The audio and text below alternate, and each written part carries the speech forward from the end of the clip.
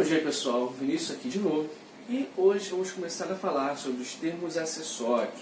O primeiro termo acessório que falaremos hoje é o adjunto adnominal. O adjunto adnominal é aquele termo que, assim como o nome já nos diz, anda ao lado de um outro nome, ou seja, ele dá uma característica, ele restringe a ideia de um núcleo, tá bom? Eu separei aqui as possibilidades de palavras que poderão ser adjuntos adnominais. Eu posso ter um pronome assumindo função de adjunto adnominal. Eu posso ter uma locução adjetiva assumindo função de adjunto adnominal. Eu posso ter um adjetivo assumindo função de adjunto adnominal. Posso ter um numeral ou um artigo assumindo função de adjunto adnominal. Olha o primeiro exemplo aqui. O homem de negócios comprou só um imóvel, aquela bela casa. O que está sublinhado em vermelho são os adjuntos adnominais. E o que está sublinhado em preto é o núcleo de cada termo aqui. Tudo bem? Então vamos lá. Quem comprou? O homem. Então o homem ali é o sujeito. Então, homem é o núcleo do sujeito. E tudo aquilo que acompanha a palavra homem é um adjunto adnominal. Então, o é um artigo definido que nos dá a ideia que esse homem é um homem conhecido. E de negócios é uma característica desse homem. Tudo bem? Aqui eu tenho um artigo e aqui uma locução adjetiva. Então, ambas as palavras dão uma característica para o núcleo homem. Comprou só, quem compra, compra algo. O que foi comprado? Um imóvel. Então o imóvel aqui é o objeto. Então o núcleo objeto é imóvel. E esse ele dá uma quantidade. Tudo bem? Então, um imóvel só. Agora, aquela bela casa, ele está aí explicando, né, dando uma informação extra de qual é esse imóvel. Então, ele comprou só um imóvel, tudo bem? Uma unidade de imóvel. E esse imóvel é uma casa. Então, aquela bela é uma característica dessa casa. Aquela é uma casa que também já foi referenciada na situação, na conversa. E bela é a característica dessa casa. Podia ser uma casa pequena, uma casa feia, uma casa torta, mas é uma casa bela. Então, o adjunto adnominal, ele funciona para restringir ou dar características aos núcleos. Uma coisa que pode causar um pouco de dúvida em alguns casos é quando eu tenho um agente da passiva e um adjunto adnominal com locução adjetiva. Porque a locução adjetiva ela é composta de preposição mais substantivo. Então pode gerar um pouco de dúvida. Coloquei aqui dois exemplos para contrastar essas ideias. Derrotada pelo Flamengo, a equipe do Vasco arrumou confusão. E eu pergunto para vocês, pelo Flamengo é agente da passiva ou adjunto adnominal? Vamos pensar. 1, 2, 3. Parou. Vamos olhar aqui. Primeiramente, temos que olhar o verbo que antecede isso aqui, né? A equipe do Vasco arrumou confusão. O verbo aqui arrumou confusão. E, derrotada. Derrotada aqui, se você prestar atenção, não está funcionando em si como um adjetivo. E sim, é um verbo no particípio. Então, parecia um adjetivo, mas não é adjetivo. Aqui é um verbo no particípio. Se eu tenho verbo no particípio e logo após ele eu tenho preposição mais um substantivo dentro da forma passiva, nós sabemos que tudo aquilo que vem após a preposição é o meu agente da passiva, né? Então, derrotada pelo Flamengo, ou seja, o Flamengo derrotou quem? A equipe do Vasco. Sim? Então o Flamengo derrotou a equipe do Vasco. Então o Flamengo aqui, ele é o responsável por derrotar. Então aquele é agente da passiva, porque ele acompanha um verbo no particípio. Agora olha embaixo. A derrota do Vasco pelo Flamengo desnorteou os vascaínos. Caraca, a derrota do Vasco pelo Flamengo desnorteou os vascaínos. Ela é um substantivo. Tá na dúvida?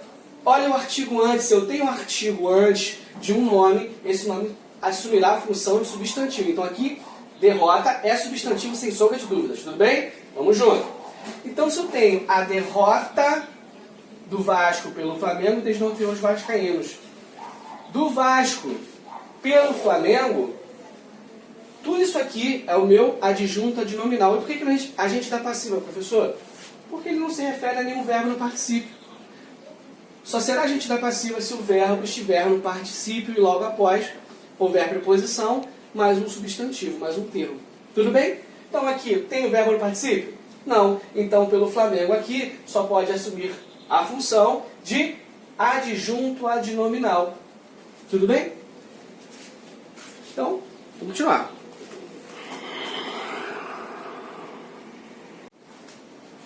Ainda dentro de adjuntos adnominais, vamos ver aqui como diferenciar um adjunto adnominal de um complemento nominal, tá? Já falei na aula de complementos, né? Já dei a dica, mas a gente pode continuar revisitando aqui essas ideias, tá bom? Então vamos lá. Comprei o livro de um site famoso. Ora, se eu tenho um substantivo concreto, o livro, eu só poderei ter adjuntos adnominais. Lembrando que complemento nominal eu só ligo a substantivos abstratos, adjetivos, advérbios. Tudo bem? Fora esses casos, eu não terei complemento nominal, e sim adjunto adnominal. Então, o livro é o meu substantivo concreto. Logo, de um site famoso, tudo isso aqui é o meu adjunto adnominal. Primeiro caso, então, substantivos concretos. Se eu tenho substantivo concreto, eu terei adjunto adnominal. 2. A atitude do marido foi injusta. Ora, outra característica, e aqui é um pouquinho mais difícil, se eu tenho uma ideia ativa, a atitude do marido quer dizer que o marido agiu de uma forma específica, certo? Então não foi o marido que agiu. Se o marido age, eu tenho adjunto adnominal. Então, aqui eu tenho o valor de agente. Segunda regra, quando o complemento tem valor de agente. Tá?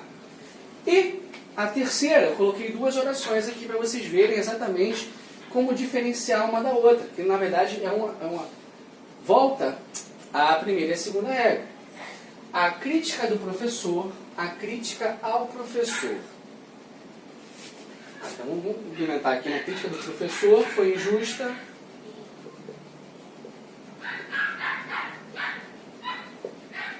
A crítica ao professor foi injusta.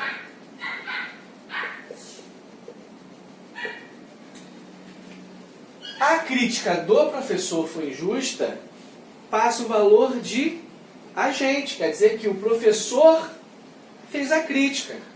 Então a crítica é meu substantivo abstrato. Entretanto, quando eu uso do professor, eu estou dizendo que o professor foi responsável pela ação de criticar. Logo, do professor aqui, adjunto. Na oração de baixo, a crítica ao professor foi injusta. Também complemento ligado a um substantivo abstrato. Entretanto, ao professor passa um valor de paciente, né? O professor recebeu a crítica. Se eu tenho valor de paciente, eu tenho complemento nominal e não adjunto adnominal. Muito obrigado. Agora vamos para a terceira possibilidade de dúvida, né? Que são adjuntos adnominais e predicativos.